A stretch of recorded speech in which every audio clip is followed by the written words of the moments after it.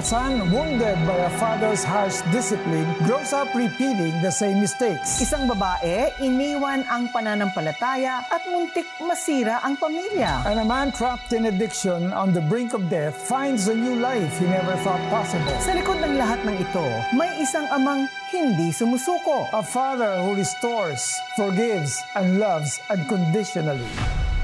Dito lang sa The 700 Club Asia.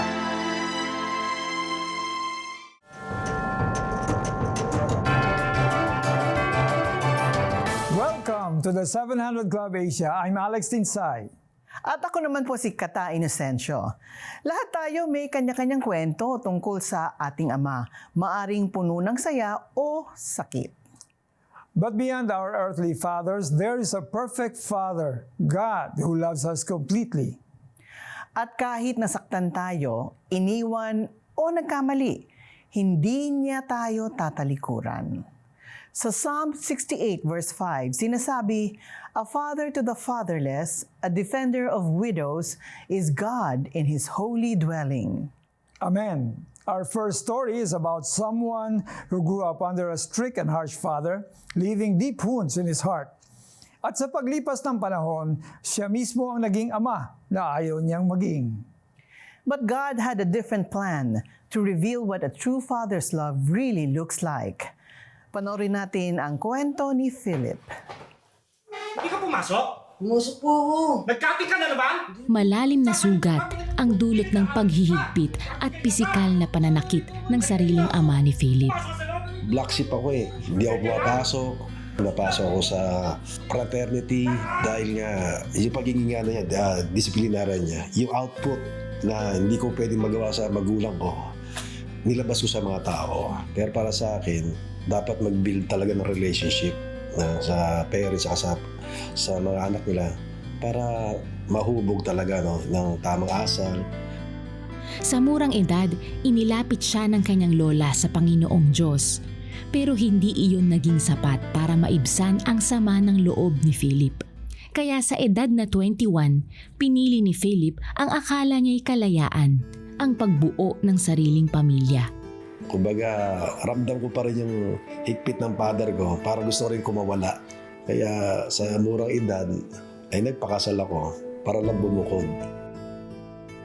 Ngunit hindi pa rin siya tuluyang nakawala sa anino ng kanyang ama. Parang lumalabas, para siya pa rin tatay. Para siya kumukontrol pa rin sa amin. Kumbaga, ayaw nga, gaya sabi ko, ayaw pa rin kami pagtrabahuin. Lahat, sagot niya, lahat. Dahil nahiya na rin ako, I have to step up na talaga. Pinatunayan ni Philip na kaya niyang tumayo sa sariling mga paa. Nagtrabaho siya sa Saudi Arabia.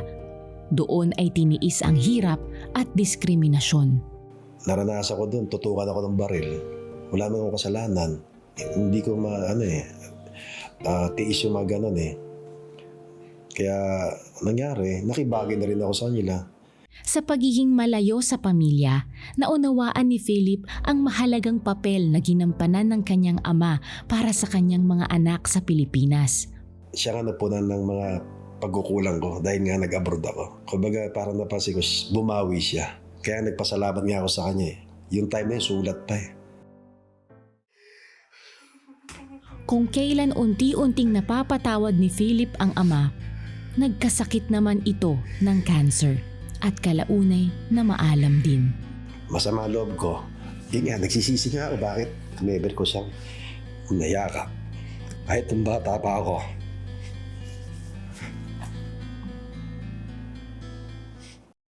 Bagamat kabiguan ang biglang pagpanaw ng ama, niyakap ng Diyos si Philip. Sa pamamagitan ng Kristiyanong simbahan, bumalik sa tamang landas si Philip. Laking simbahan ako, bakit hindi ko nagseryoso nun? Dapat nun pa. Para hindi naging magulo ang buhay ko. Hindi naging miserable. Yun ang regret ko natin.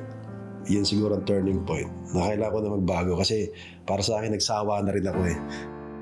Taong 2005, muling ng ibang bansa si Philip kasama ang kanyang asawa bilang domestic helper sa Greece. Sa sipag at tiyaga, unti-unting nakaahon ang kanyang pamilya. Nakapagpundar sila ng mga ari-arian at negosyo sa Pilipinas.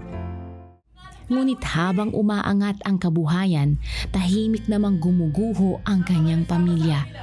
Lumalaki ang kanyang mga anak na kulang sa gabay, kaya naulit ni Philip ang pagmamalupit na dati niyang kinamuhian. Akala ko may babagong mindset ko, pero gano'n din pala ako. Doon nagpasya si Philip at kanyang asawa na manatili na sa Pilipinas para na rin sa kanilang mga anak.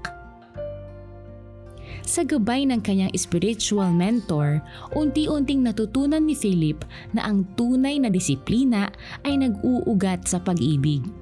Nagsiing sa isipan ko yung verse sa Bible na, "Our children are blessing from God."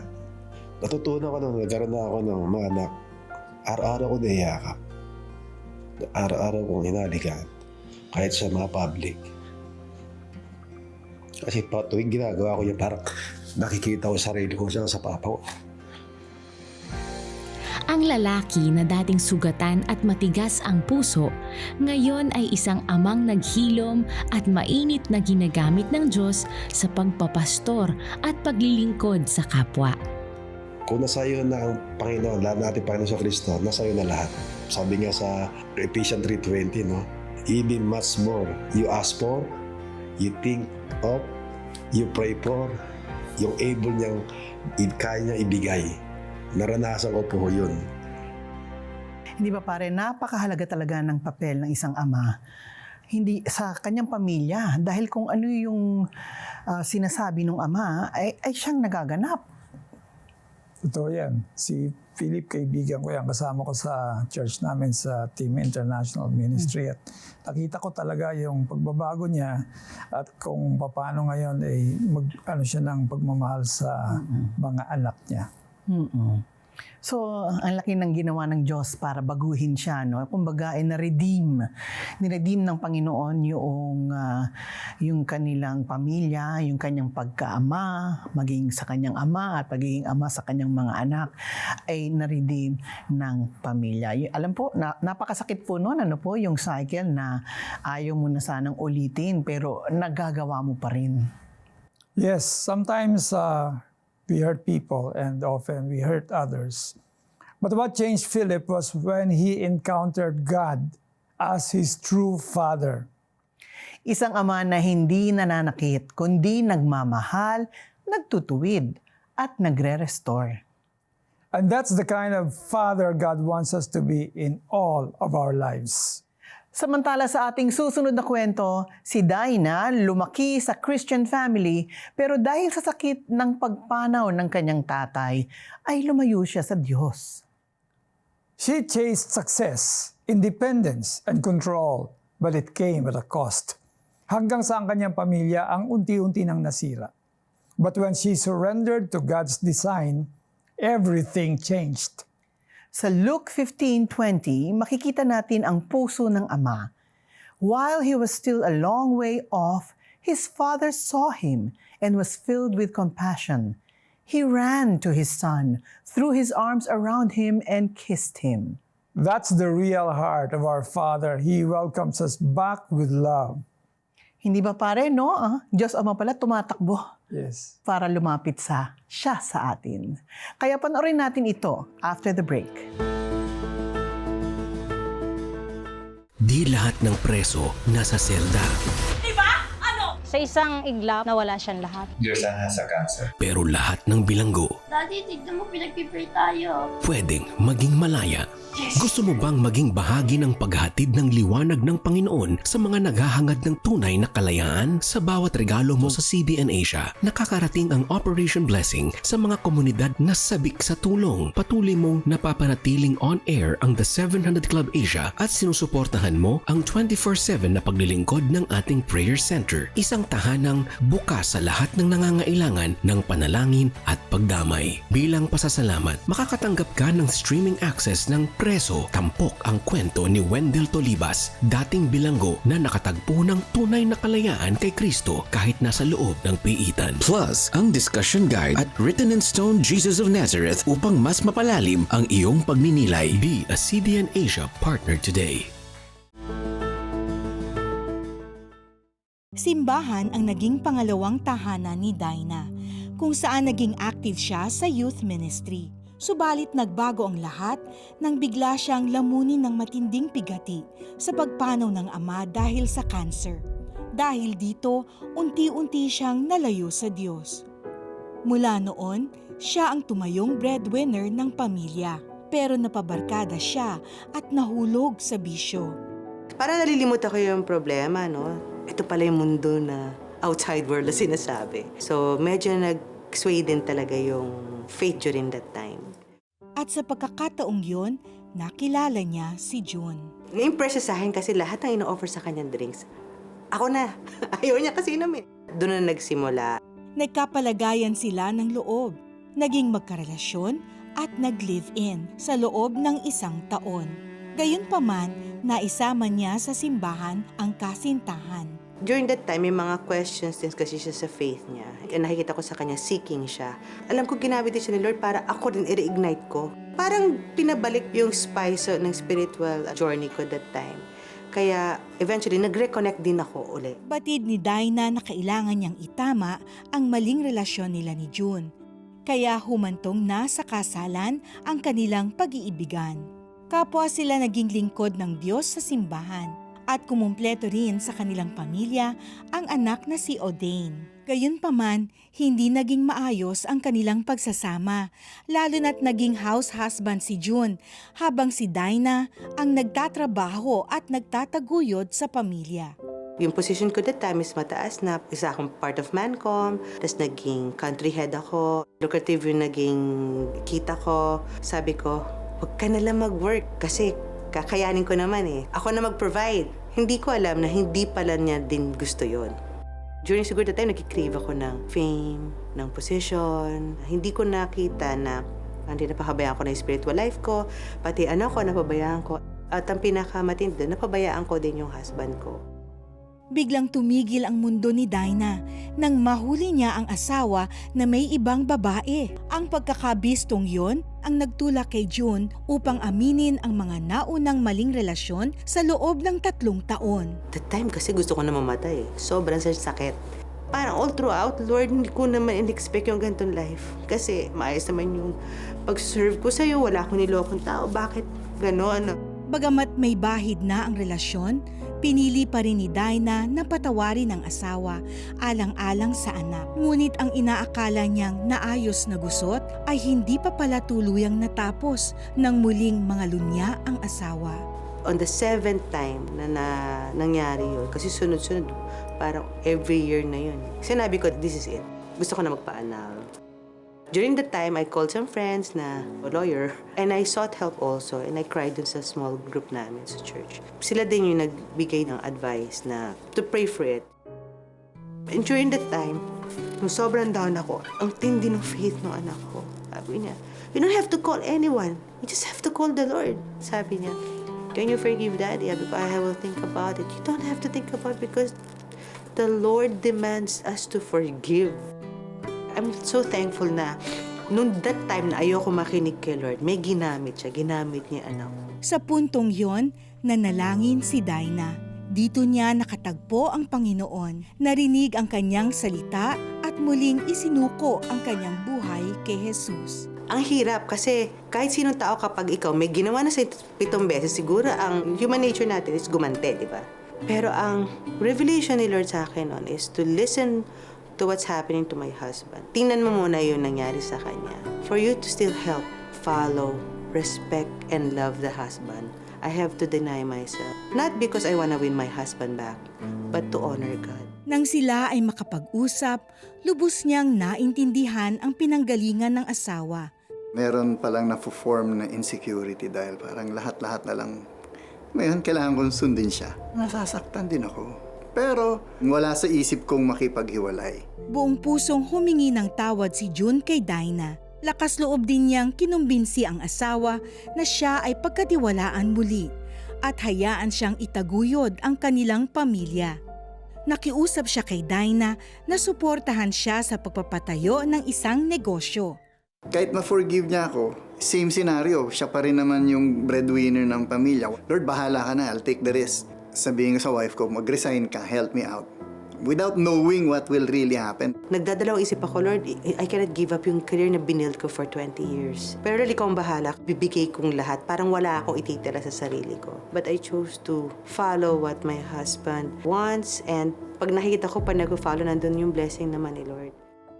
Pananampalataya ang naging sandigan nila sa pagsisimula ng LED business na agad na pumatok sa merkado. May satisfaction kasi syempre parang alam ko, nililid na ako ni Lord into something na ako na talaga yung magpo-provide for the family instead of my wife.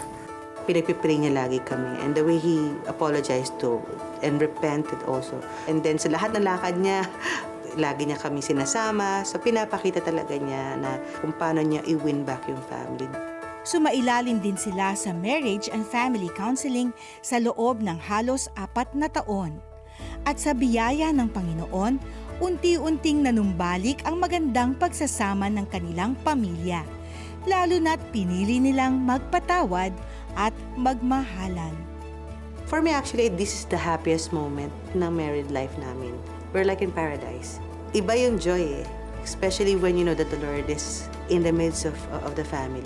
So ang pagkapasama ko kay Lord, yung sinustain niya ako na bumalik sa first love ko sa Kanya para ma-experience ko yung ultimate joy na nararamdaman ko na ngayon.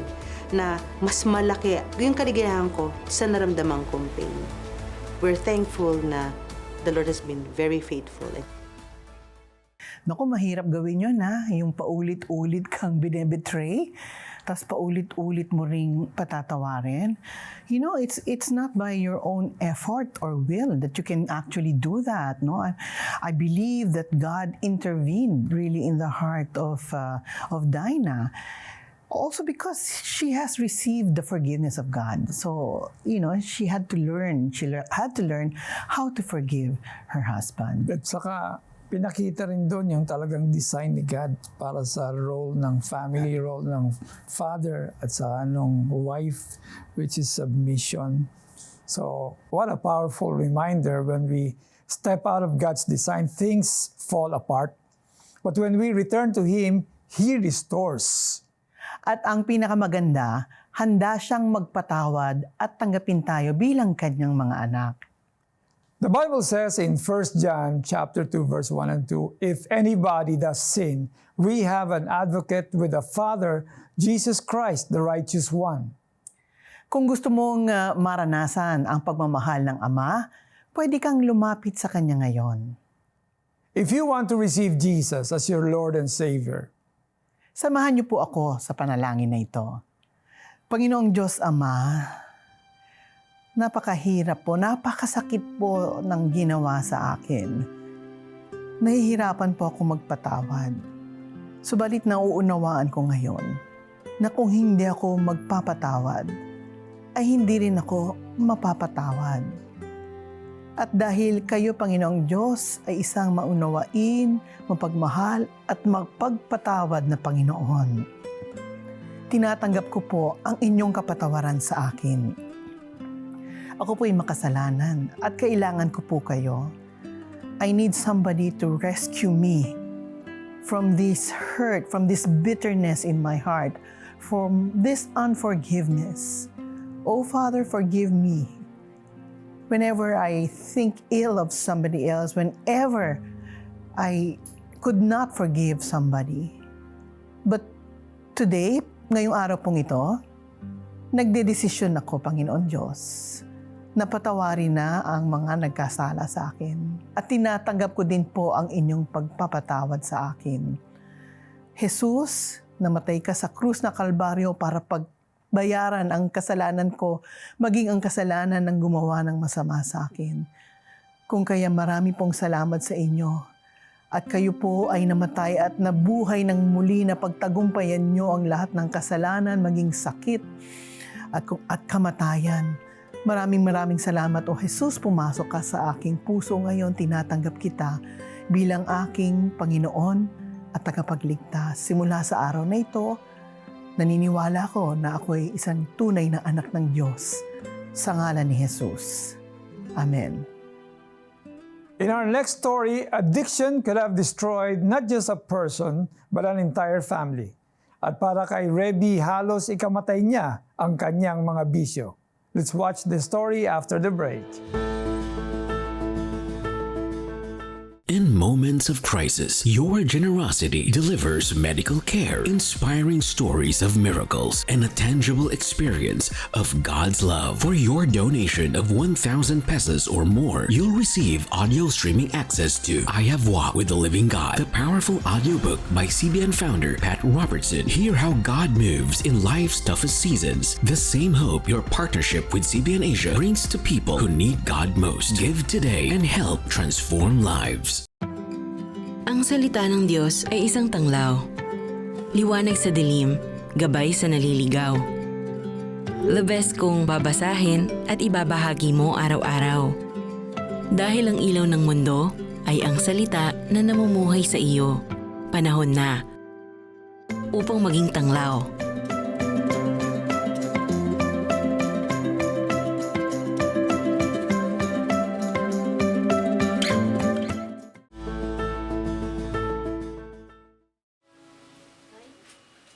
Mahirap lang kami. Wala kaming sariling lupa na sinasaka ng nanay ko. Kumbaga nag-upa lang ng lupa. Dala na kasalatan sa buhay, high school lamang ang natapos ni Reby. Maaga siyang namulat sa paghahanap buhay bilang isang habal-habal driver sa kanilang probinsya. Subalit, sa halip na mapabuti ang kalagayan ng buhay, kabaligtaran ang nangyari. Nahulog siya sa bitag ng pakikipagbarkada at mga bisyo. Pag may kita, hindi ko naman ibigay sa nanay ko. Sama pa rin ako sa barkada. Then, halos sa barkada na lahat. Then, sa bisyo ko na napunta yung kinikita ko. Hindi kalaunan ay nahumaling na rin si Reby sa iligal na droga. Simula sa libre lang, walang bayad. Pagkatapos, iniwan na ako, pabilihin na niya ako. Hanggang wala akong ibili, pautangin niya ako. Halos sa droga na lamang napupunta ang lahat ng kanyang kinikita sa paghahabal-habal. Hanggang sa umabot na sa sukdulan ang kanyang adiksyon sa droga. Parang sa sarili ko, hindi ko na maiwanan ang drugs. Oh, saan ka na naman galing? Lagi ka na lang doon sa barkada mo, sama ka na sama. Wala namang... Kasi hindi niya alam yung shabu, paano gagamitin. Sabi niya, palagi kang umiinom ng shabu, masisira yung utak mo. Akala niya, maiinom yung shabu. Tangan ang galit sa ina. Lumuwas si Reby patungo sa Iligan City noong 2003 at nagtrabaho bilang isang mekaniko. Dahil mas lumaki ang kanyang kinikita dito, lalo siyang nalunod sa bisyo ng pagdodroga. Sabi ng tao, walang patutunguhan ng taong to kasi palaging nagda-drugs. Then, malalaki ng mga mata ko, parang payat na payat. Sa gitna ng kanyang pagiging hayok sa ipinagbabawal na gamot, nakilala ni Reby ang babaeng kanyang napangasawa. Nagpakasal sila at nagkaroon ng isang anak. Subalit, sa halip na magbagong buhay, nagpatuloy si Reby sa kanyang masamang bisyo. Nagagamit ko yung anak ko sa pagdadrugs. Sasabihin ko kasi may kapatid ako nga nakatira doon malapit sa Saray. Pag sabi ng asawa ko nga, hindi ako sasama, kayo lang. So, yung puso ko parang gumagaan na, masaya na kasi makatitira naman ako. So, nagawa kong, dinala ko yung anak ko sa Saray. Gumagamit ako habang ang anak ko naglalaro. Kalaunan ay naapektuhan ang kanilang pagsasamang mag-asawa. Saan ka na naman ang galing? Sagot ka! Saan ka na naman ang galing? Sinisira mo yung buhay mo! Bakit mo sinisira yung buhay mo? Bakit mo sinisira yung buhay mo? Hindi ka na naawa sa amin ng anak mo. Hindi na kita kilala. Tumino ka na! Umupo ka! Mag-usap tayo! Anong nangyayari sa'yo? Bakit ka na ganyan? Bakit ka na ganyan? Maliit pa yung sahod niya. Ginagawa pa niya yung hindi ko gusto. hindi na ako makatiis kasi araw-araw niyang ginagawa. Palagi akong nagdadasal sa Panginoon na, Lord, sana hindi na ako magdadrug, sana wala na akong bisyo, kailangan ko ng tulong mo. Sa yugtong ito, sa pamamagitan ng isang Bible study sa kanilang inuupahang bahay, unang nakarinig ng salita ng Diyos ang misis ni Reby. At sa gitna ng matinding pagbibisyo ng mister, panalangin ang kinapitan ng asawa ni Reby. Umaga hanggang hapon, doon ako iyak ng iyak. At si pastor yung nag-aano sa akin. Dahil huwag kang bumitaw kasi magbago rin yun yung asawa mo.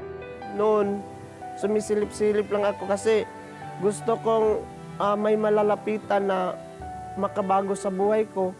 Then sabi ko sa sarili ko, ito na, baka dito na ako mababago. Pag sama namin sa Bible study, sabi ni pastor, kailangan mo, kasi nalalaman na ni pastor na nagamit ako ng drugs. So sabi ni pastor na kailangan daw tanggapin si Ginoong Hesus na Lord and Savior para may malaking milagro na gagawin sa buhay mo.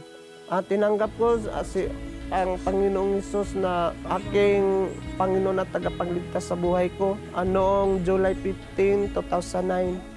Gusto kong magbago noon kasi nararamdaman ko yung may anak na ako. Sabi ko sa sarili ko, yung dinadala ko yung anak ko sa pagdadrugs na walang magandang patutunguhan ang wala akong mabigay na magandang buhay sa anak ko at sa pamilya ko. Yun, gusto ko nang magbago. Sa pagsuko ni Reby ng lahat ng kanyang mga bisyo at dating gawi, sinimulan niyang yakapin ang Panginoon sa kanyang buhay. Namuhay siyang naaayon sa salita ng Diyos. Palagi kong masasabi sa sarili ko hanggang ngayon, pag hindi ko tinatanggap ang Panginoon noon, siguro sa buhay ko, palagi kong sasabihin sa asawa ko na siguro wala na ako ngayon, patay na ako ngayon. Totoo pala yung sinasabi nila na hindi mo nakita yung ginagawa ni Lord is ikaw mismo yung makaramdam na binabago na pala siya ni Lord at masayang-masaya na kami. Sa tulong ng kanyang simbahang kinabibilangan at mga programa ng gobyerno, sumailalim si Reby sa community-based rehabilitation program sa Iligan City. At noong 2018 lamang ay nakagraduate na siya sa programa. Higit sa pagbabagong naranasan sa rehab, masaya si Reby sa pagbabagong naidulot sa kanyang buhay ng kanyang tinanggap si Kristo bilang Panginoon at sariling tagapagligtas. Ang mapapayo ko lang sa mga taong naghahanap ng pagmamahal sa barkada, sana doon na lang sa Panginoon hahanapin. Nakakatuwang isipin, di ba pare, mula sa kadiliman ay binigyan si Reby ng bagong buhay ng ating Panginoon Diyos. That's what a loving Father does. He rescues, restores, and gives new life. At marami pang katulad ni Reby ang nangangailangan ng tulong at panalangin. Every day we receive real prayer requests from people reaching out in faith. Mula kay Anita, ang kanyang request, pagod na po ako, sana po gumaling na ako at maranasan ko ang kapayapaan ng Diyos. Mula naman kay Maria Lisa, please pray for my son na sana ma-aprobahan ang visa niya para makapag-aral sa abroad. At mula naman kay Rogelio, humihingi po ako ng panalangin dahil nawalan kami ng malaking halaga ng pera at hindi ko alam kung paano kami magsisimula. Tayo po'y dumulog sa panalangin. Amang Banal, marami pong salamat sapagkat tunay na hindi ka nagbabago. Ikaw ang Diyos na tapat, Panginoon, at wala pong imposible sa inyo. Sabi po ninyo, kapag kami nanalangin, maniwala kami, matatanggap namin ang sagot sa aming panalangin. Para Lord, kay Anita, I pray for healing sa kanyang sakit. In the name of Jesus, I declare that by your stripes she is healed from the crown of her head to the sole of her feet. In Jesus' name. Amen. Ganon din, Panginoon, kay Maria Lisa. Lord, sana po ay bigyan mo siya ng favor doon po sa consulate, Panginoon ng Amerika, para mapasa, Panginoon, ang kanyang application for visa at mag-grant po ito sa kanya. Mahirap po ito sa tingin ng iba, but Lord, nothing is too difficult for you. At kay Rogelio, Panginoon, I pray for financial breakthrough, Lord God. I pray, Lord God, that you will reverse, Panginoon, yung script ng buhay niya from lack to abundance. In Jesus' name, amen. Amen. Mare, alam mo, these are real people and they have real struggles crying out to a real Father. At bilang pamilya ng Diyos, tinatawag tayong maging sagot sa kanilang mga panalangin.